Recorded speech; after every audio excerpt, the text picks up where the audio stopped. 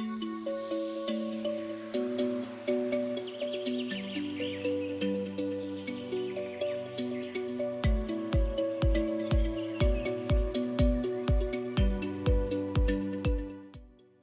të fundit, gjithnjë e më shumë njerëz po i kthehen produkteve natyrale dhe të shëndetshme.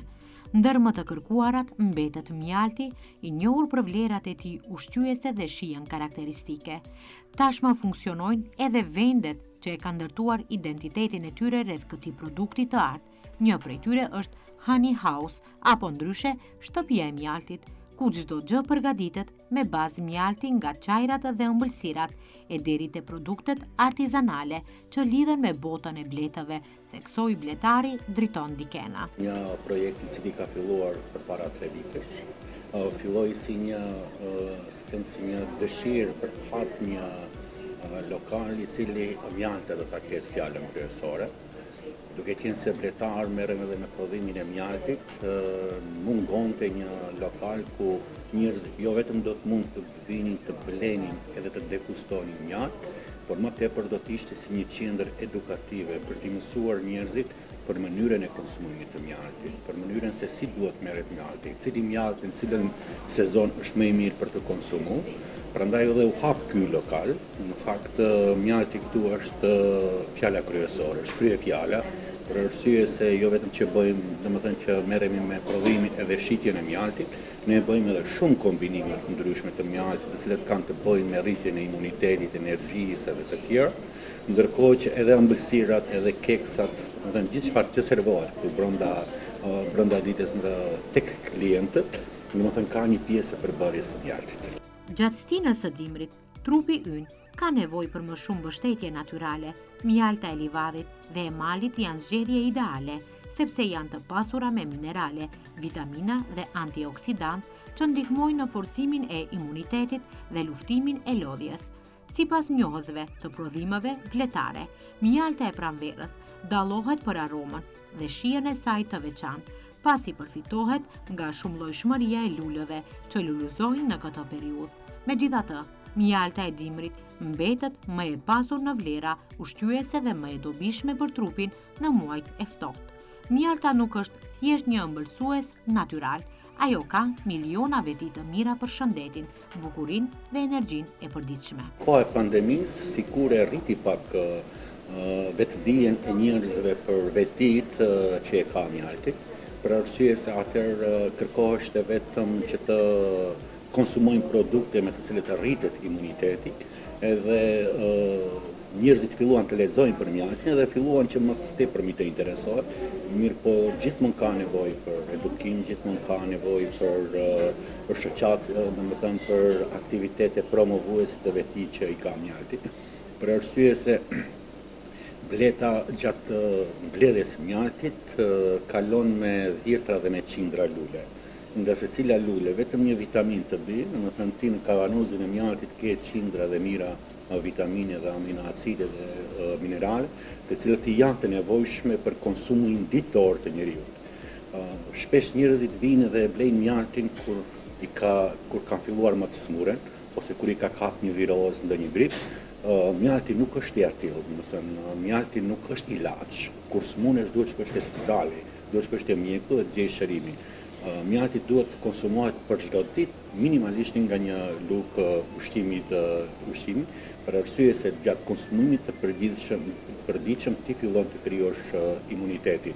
Edhe pse mjalti ndikon për shembull në zvogëlimin e simptomave edhe të gripit edhe të virozave të ndryshme, po konsumimi i përditshëm i mjaltit duhet bëhet si të them praktik e çdo qytetari, sidomos tani kur fillojnë domethënë koha e dimrit, kur virozat janë më të përhapura, konsumimi i mjaltit krijon atë murin, pengesën e viruseve dhe të atakojnë ty. Prandaj domethënë ka nevojë, domethënë shumë ka nevojë për shoqëri, domethënë lëvizje promovuese për ndikimin që e ka mjalti në shoqëri. Gjatë stinës së dimrit, domethënë më tepër është e preferueshme që të konsumohen mjaltat e livadit dhe të malit, për arsye se kanë veti më të mëdha domethënë të mineraleve brenda, edhe ato ndikojnë në rritjen e imunitetit. Ndërkohë që mjaltat, domethënë, është interesant se mjaltat që prodhohen pranverë janë domethënë janë me ngjyrë pak më të hapur. Mjaltat që prodhohen domethënë duke kaluar stinët edhe erësohet edhe ngjyra e mjaltit. Domethënë dallimi është tek ngjyra. Tek ngjyra. Ama kjo njëkohësisht tregon për arsye se nëse natyra lulen domethënë e jep në vjesht, ajo është edhe mirë të konsumohet, domethënë qoftë lulja, qoftë produkti që nxjerr që del pi lulja në kësaj radhe mjalti, të konsumohet domethënë ato kohën kur edhe është për lulja në prodhim. Prandaj domethënë mjaltat e malit, mjaltat e livadit të vonshëm, mjaltat e livadit të malit që ne i kemi, domethënë është e rëndësishme që të konsumohen domethënë sidomos gjatë dimrit për arsye se kanë më tepër veti. Në fakt mjaltet për shembull pranverës së hershëm janë më të ëmbël, kanë vetim janë më të ëmbël, janë domethënë më të shijshëm, ndërkohë që mjaltat e ditën domethënë e vonshëm nuk kanë shumë shije, por kanë shumë vitamina dhe minerale brenda. Një ndër problemet më të mëdha që po përballet sot tregu është falsifikimi i mjaltit. Ky fenomen ka marrë për masa shqetësuese, pasi produktet e rreme arrin të kenë të njëjtën pamje, aromë dhe shije si mjalti natyral. Si pasojë, është gjithnjë më e vështirë të dallohet mjalti origjinal nga ai i falsifikuar, duke dëmtuar si konsumatorin ashtu edhe bletarët e ndershëm. Tani kristalizimi i mjaltit është veti natyrore e mjaltit. Mirë po jo çdo mjalt kristalizon në mënyrë të njëjtë si mjaltet të tjerë. Mjaltet të cilët dalin prej luleve të pranverës zakonisht kristalizohen më shpejt. Mjaltet që prodhohen prej luleve të mëvonshme ato kristalizohen shumë ngadalë. Bile disa domethënë mund të shkojnë, domethënë mjaltet që delin nga mënja, domethënë mund të shkojë edhe vite pa kristalizuar. Edhe kjo nuk e bën mjaltin të falsifikuar ose pa falsifikuar. Mirë po në anën tjetër, biznesi i falsifikimit të mjaltit ka shku aq shumë larg, është zhvilluar aq shumë, saqë domethënë edhe mjaltet të falsifikuar tani japin vetinë e kristalizimit, vetinë e aromës, vetinë e shijes, edhe është shumë vështirë domethënë një qytetar i zakonshëm i cili nuk ka shumë njohuri mbi mjaltin, të mund të mjaltin ta mësojë nëse është mjalt i falsifikuar ose mjalt origjinal. Por për të pasur një mjalt cilësor, një rol të rëndësishëm luan edhe vendndodhja e kosherave të bletave, zona ku bletët mblidhen për nektar, qoftë ajo malore, livadore apo pranë pyjeve, ndikon drejt për drejt në ngjyrën, shijen dhe vlerat ushqyese të mjaltës. Megjithatë, Dikena shton se bletarët janë aq punëtor sa vetë bletët dhe çdo bletar e ushtron këtë profesion me pasion të vërtetë. Shumë e rëndësishme për arsye se zona që është rreth e rrotull, ajo dikton edhe kualitetin e ushqimit. Bleta e ka një veti, nuk shkon te lulet e dëmtuara, qofshin nga helme të ndryshme, bujqësore, qofshin nga helme të ndryshme të fabrikave, të veturave. Bleta nuk shkon të akullosi atë lule, mirë po ajo nuk din se ajo lule është e helmuar, ajo shkon dhe derisa e nuhat lulen, ajo pastaj edhe vdes. Kështu që në për zonat për shembull të cilet janë të kontaminuara, nuk mund të ketë bletari të zhvilluar. Ndërkohë që në vendet të cilet janë të pastra, ku nuk ka prek shumë dora e njeriut, edhe bletaria, bleta si blet, si familje bletësh, zhvillohet më tepër, por edhe produktet i binë të shëndetshme. Duke u marrë edhe me aktivitetet ndryshme të bletarisë, unë nuk kam parë bletar i cili nuk është i dashuruar tek bletat. Kjo është interesant kur fillon të merresh me bletari, bletaria e ka një veti shumë të shenjtë të saj që të bën për vete. Dhe çdo bletar i cili merret me bletari, jam i sigurt se atë punë e bën me pasion. Ai thotë se tek ne bletaria shpesh mbetet në nivelin e një hobi personal për shkak të mungesës së subvencioneve dhe mbështetjes institucionale. Bletaria në Maqedoni është e zhvilluar, mirë po jo në ato niveli sa që mund ne të krahasohemi me shtete, të tjera të cilët kanë një bletari shumë të zhvilluar. Tek ne bletaria ka mbetë vetëm në stadin e hobit, por jo si një bletari e cila krijon të ardhura për të mbajtë familjen. Janë shumë pak bletarë, sidomos në rajonin e Pollogit, nëse mund t'i numërosh janë një dorë njerëzish, të cilët bletarin e kanë edhe të ardhura familjare, ndërkohë që shumica e bletarëve të tjerë e kanë një profesion, ndërkohë që bletarin e mbajnë si hobi ose si profesion të dytë me të ardhura, një atë shumë ndërkohë që bletaria ka një kapacitet të jashtëzakonshëm. Unë them shpesh se një koshere bletëve i ngjan një nxehtërore. Mund të nxjerrësh pa fund produkte për një koshere bletëve, jo vetëm mjaltin, polenin, propolisin, bukën e bletës, qumshtin e bletës, helmin e bletës. Dhe këto, nëse i kombinon pastaj edhe me bimë të ndryshme të cilët janë shëruese dhe kanë dëshmuar se janë shëruese, ti mund të krijosh një fabrikë që të arrit imunitetin deri në pafundësi, mirë po tek ne, për shembull, mungojnë politikat strategjike zhvillimore të bletarisë, jo vetëm prej bletarëve, por mungojnë edhe prej institucioneve të cilët nuk e shohin bletarin si një sektor i cili mund të krijojë jo vetëm shumë të ardhura brenda shtetit, por mund të krijojë edhe shumë vende të reja të punës. Bletaria kohën e fundit, për shembull, në botën e civilizuar ka filluar më tepër të, mjalti si mjalt ka kaluar në fazën e dytë, ndërkohë që tani kozmetika, këto healthy food që krijohen prej mjaltit janë duke bërë një fushat shumë sensibilizuese dhe shfryzohen shumë nga ne. Te kjo pjesë mund një numër i madh grave mund të angazhohen prej në shtëpi, mirë po tek ne mungojnë ato politika strategjike, mungojnë ato bashkëpunime mes institucioneve dhe bletarëve. Tek ne subvencionimi i bletëve është shumë i vogël, është pika e parë. E dyta, mungojnë politika strategjike të zhvillimit të bletarisë në sektor të ndryshëm. Nuk do më thënë se duhet krijosh mjalt, po edhe mjaltit ta përpunosh me produkte të tjera. Për shembull, tek ne mungojnë këto bashkëpunimet. Edhe shteti çfarë duhet bëjë? Shteti duhet bëjë vetëm t'i bashkojë aktorë të ndryshëm për të krijuar produkte shumë të shëndetshme. Këtë duhet ta bëjë shteti, të flasi jo nga zyra, por të dalin në fillim terren, të studiojë terrenin se çfarë ka Maqedonia. Shpesh ne bletarët e Maqedonisë marrin pjesë për gara të ndryshme për kualitet mjaltit dhe gjithmonë kthehemi me medalje ari. Kjo do të thonë se Maqedonia ka një botanik shumë të mirë për të nxjerrë mjalta të kualitetit shumë të lartë, mirë po shpesh ne edhe nuk kemi mbështetjen institucionale për të marrë pjesë për këto gara, për ta dëshmuar. Shumë ti nuk ke studime shkencore të thuar shumë për cilësitë e mjaltit që del prej Maqedonie. Nuk ke studime shkencore se çfarë bëhet. Tek ne mungojnë institucionalisht edhe nga aspekti akademik, por edhe nga aspekti i terrenit, i asaj. Kështu që nëse fillojnë të analizohen këto çështje, edhe të fillojnë aktorët të bashkëpunojnë njëri me tjetrin, që gjithmonë strumbullari i këtij bashkëpunimi duhet të kenë institucionet e shtetit, unë mendoj se bletaria mund zhvillohet shumë.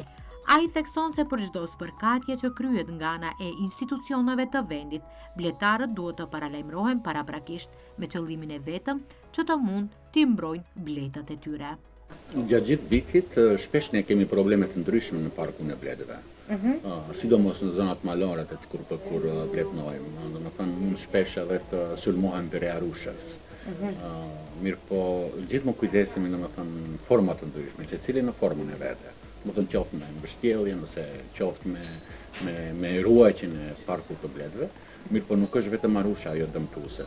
Më tepër ne kemi dëmtim prej shfrytëzimit të tepërt të pesticideve nga ana e bujqive, të cilët shpesh kanë bërë edhe helmime masive, sidomos para 3 viteve këtu në rajonin e Tetovës, pat një helmim masiv nga ana e shfrytëzimit të pesticideve dhe spërkatjes nga ana e institucioneve kundër mushkonjave, të cilën e spërkasin pa paralajmërim adekuat të bletarëve që t'i mbyllin bletët, por edhe i spërkasin në kohë kur bletët më janë të re. Për arsye se spërkatja zakonisht duhet bëhen gjatë orëve të vona të natës, jo më në mëngjes të herët kur bletët më kanë filluar të dalin në kullos, kështu që problemet e këtilla kemi gjithmonë. Dhe gjithmonë mundohemi që ti zgjedhim në një farë mënyre aq sa na jepet ajo mundësia për të zgjedhur, mirë po nëse do të mundesh që të ndalohet shfrytëzimi i pesticideve të tepruara, që kjo bëhet jo vetëm dëm për bletën, por është dëm edhe për produktin, edhe për atë produkt pastaj e konsumojnë qytetarët, domethënë lajmi I fundit që erdhi nga Bashkimi Evropian, kur I kishin kthyer domethënë të gjithë specat e kuq prej Maqedonisë për arsye se kanë pas nivele të larta të pesticideve.